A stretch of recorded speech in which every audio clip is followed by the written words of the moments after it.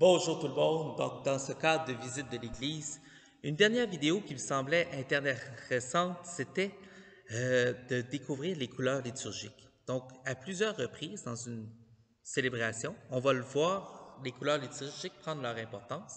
Souvent, elles vont décorer le tabernacle. Donc, aujourd'hui, on voit qu'on est dans une couleur liturgique verte et sur les vêtements du prêtre aussi. Alors, j'ai utilisé les étoiles pour vous présenter les couleurs liturgiques. Voici donc la première, la couleur verte. La couleur verte, on pourrait penser que ça représente la nature, l'espoir. Ça représente simplement le temps ordinaire. Donc, quand il ne se passe rien de spécial dans la liturgie, on porte le vert. Deuxième couleur liturgique, le rouge. Le rouge a deux significations, je dirais quasiment contraires, c'est-à-dire, il y en a une qui est un peu triste, c'est-à-dire c'est pour représenter les martyrs. Admettons Saint-Pierre qui est mort martyr, on va utiliser le rouge pour célébrer la fête de Saint-Pierre. À l'opposé, dans la fête et dans la joie, il y a l'Esprit Saint, donc la Pentecôte, les confirmations, on va les célébrer en rouge parce qu'on souligne et on célèbre l'Esprit Saint. Maintenant, le mauve.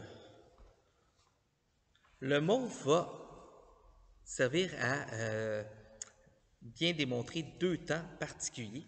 Deux temps que j'ai utilisé le mot conversion. Donc, essentiellement, à l'avant, donc quand on prépare notre cœur à Noël, donc c'est une période à laquelle on va peut-être accepter de faire des petits sacrifices pour être capable de préparer notre cœur à Noël. Donc, je sacrifie le 10 minutes de jeu vidéo que je fais habituellement pour faire un 10 minutes de prière, pour faire de la place à Dieu dans ma vie. Donc, l'Avent qui prépare à Noël et le Carême qui prépare à Pâques. Donc, les 40 jours qui précèdent Pâques. Donc, c'est un peu la même idée. On va essayer de faire de petits sacrifices pour faire de la place à Dieu dans nos vies.